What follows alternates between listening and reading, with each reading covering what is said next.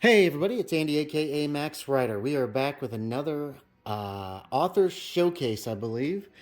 This is the 13th Miskatonic Repository scenario that I've submitted. You can actually, in this light, see the way my printer did not do as great of a job. It looks better like that. Anyway, sorry. So this is What Rough Beast came out on Wednesday, December 1st. It is going to be on sale for the first 51 copies, and that sale might continue on to the first 101 copies. We're going to see how well it does. One of the reasons I'm doing the sale is because it's rather expensive. What Rough Beast weighs in at 92 pages.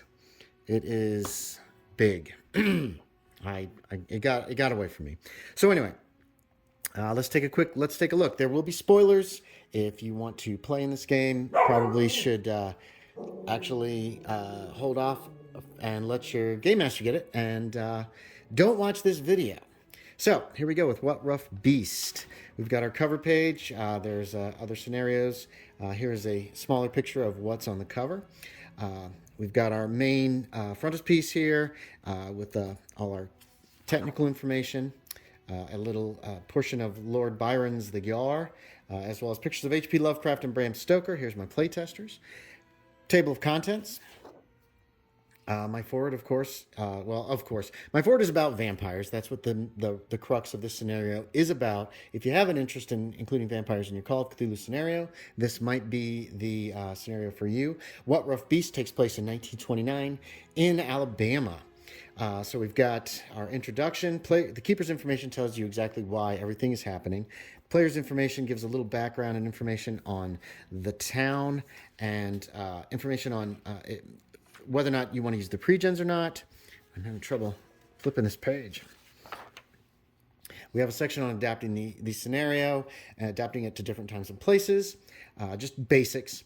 Then we've got our dramatis personae. Many of the people in this town, in the town of Sanguis, are actually at least fleshed out enough that you can role play them. These are all residents of this tiny little unincorporated Alabama village, as well as parents of the main characters who are all 15 years old. And then we've got our antagonists. There is a list of the locations and residents in Sanguis. And then we're into the locale.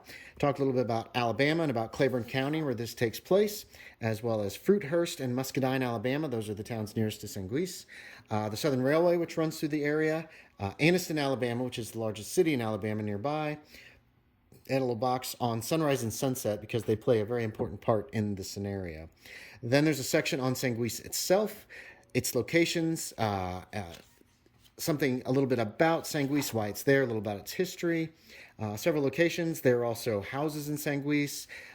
Outside of Sanguis, there are several different other locations of interest that to either the investigators or to the antagonists. One of which is Bennett Plantation. So I went into quite a bit of detail on Bennett Plantation with its history, its current state, the ghosts that haunt it. We've got information on the interior, which describes pretty much every room. There's not a lot in here, actually, including the vagrant that's living in there. And then there is some information on the missing coffins, because this building is full of coffins, and it's a little creepy and weird. Well, I tried to make it creepy and weird. Then we're into the actual scenario proper with the first victim. There's a little talk about how to start the game, small town Alabama life. There's some rumors going around, and then you're into the narrative of sick Tommy Hill, his disappearance, and then, of course, the search for Tommy Hill. Investigators might decide to look in his room first instead of just going and looking for him, or they might head out after him and try to find him, in which case there is a tragedy.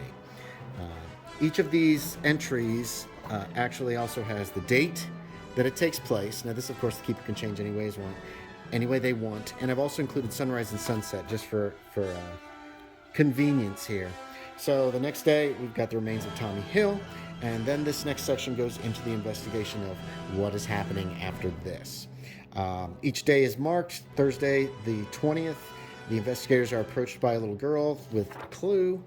The next day, there's a vagrant that gets sick. The body disappears, of course, and then things just get worse. We've got the uneasy doctor on Saturday, and what happens to him. Where's Nicholas Augustine, our main villain? You have to find that out. On Sunday, we've got the occurrences potentially on Sunday, and I start a section called Vampire's Feed. I believe I start that on Sunday. Yeah, because there's getting to be enough vampires in this village now that it's probably a good idea to really carefully keep track of who is eating who, basically. This just gives, if the investigators do nothing, this is what's going on. Hopefully they're going to do something. You've got research that you can do to find out how to deal with vampires. There's also, you also notice the minion of the vampire fiddling around in town and out at the plantation. The vampires start to mess with the players at this point a little more strongly. It's quiet on Tuesday, but then on Wednesday, people start showing up missing or dying in town. The government gets involved. A Deputy Higginbotham shows up to take away one of the bodies and determine whether or not there's possibly an epidemic here in St. Louis. Finally, it gets in the newspapers and it's going around town, and this is where the narrative actually stops. If the investigators haven't done anything by this point, they're in a lot of trouble. If they've done a lot, they might have not even gotten this far, and there's a good chance that they didn't. I think in playtesting we didn't even get this far. The next section deals with dealing with the infestation. Getting the tools. There are a lot of things that can be used against vampires. The effectiveness of vampire hunting tools. We go through pretty much all of the tropes of vampires here and what affects them and how. Locating vampires is also hard. You don't want to deal with them at night. You want to find them during the day when they're helpless. So we've got all the graves listed of the ones that are most likely to become vampires, as well as the main vampire's grave where it's hiding. And it's not exactly where you would expect. There's a little bit on his tactics, and then we've got the ending here. Beating back the darkness if the investigators win. The dying of the light if they lose. The denouement. What happens after the scenario ends? What happens to our investigators? What happens to the characters? And of course, sanity rewards. This one had a long afterward / playtest notes because this game, when I ran this game initially, it took 3 5-hour sessions. So there was a lot of role play and we had a lot of fun. But there's a lot of information there. So if you just have an idea, or this gives out a few other ideas of how things can go. We've got our non-player character stats. Then there are the antagonists and villains, including several vampires. Information here on what to do if your player wants to become a vampire. There's our main villain, Nicholas Augustine, and then another list of their typical powers and weaknesses. In our maps, we've got a section of Claiborne and Calhoun counties. We have got the Keeper area map. That is the area. St. Louis is just this little area here. It's tiny. And then the area around the Tallapoosa River. Let me make sure I get these in right because I put them in backwards one time. You got a player area map, so things are listed that they know about, but not a whole lot of detail. Then there's a blank area map in case you wish as a keeper to bring in other investigators. You've got Sanguis proper for the keeper, which has everything marked. You have Sanguis proper for the players, which has everything written out about that the players will know. Another Sanguis proper doesn't list any of the houses that aren't NPCs, just in case your players want to make their own characters and set up their own little town, however they want to do that. And then there's just a straight up blank map in case you're bringing investigators from out of town and you want to hand off the blank map first and say, you don't know where anything is, you got to figure it out. These maps of the Bennett Plantation came from the Library of Congress and are public domain. They were made by a government agency, so they're really nice maps. You've got the west elevation of the Bennett Plantation and the east elevation of the Bennett Plantation. You have the north elevation and another section to show kind of how they fit together. Then there is the first floor. Let's make sure I'm doing this right. There is the second floor, and there is the third floor. Considering how complex some of this is, I've set up a potential timeline. This is what happens if the player characters do nothing. As soon as they do stuff, you're going to have to start changing this pretty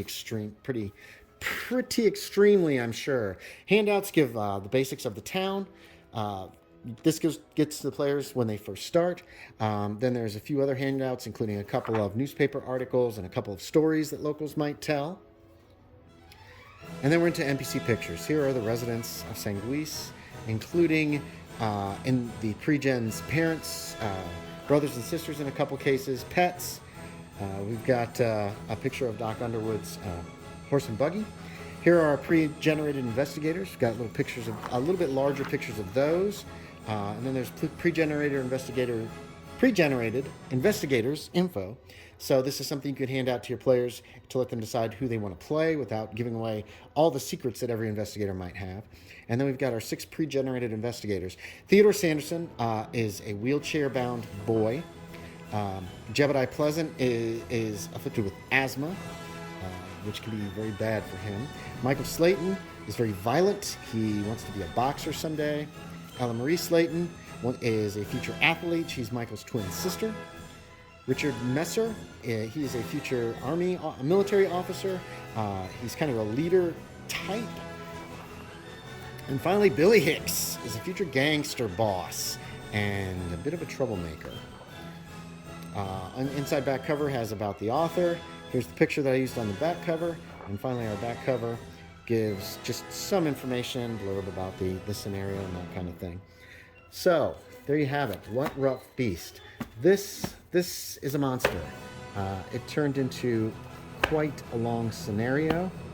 It is available at DriveThruRPG. There will be a link in the description below. And I think that's about it. Hey, thanks for watching, everybody. As always, I appreciate it. And I will talk to y'all next time.